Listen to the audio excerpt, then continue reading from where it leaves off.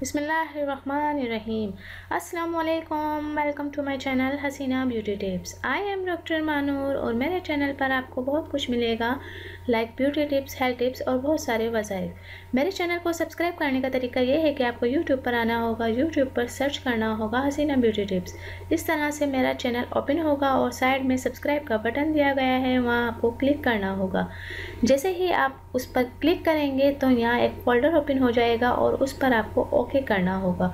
Okay पर click करेंगे तो यहाँ बेल आइकन्स बना हुआ आएगा और बेल आइकन्स पर क्लिक करेंगे तो एक और फोल्डर ओपन हो जाएगा और उस पर आपको ऑल लिखकर सेव करना होगा। इस तरह से मेरी हर वीडियो का नोटिफिकेशन आपको शुरू में ही मिल जाएगा और मेरी हर न्यू वीडियो आपको देखने को मिल जाएंगी। तो नाज़रीन, चलते हैं आज के टॉपिक की तरफ। आज का जो मेरा टॉपिक है वो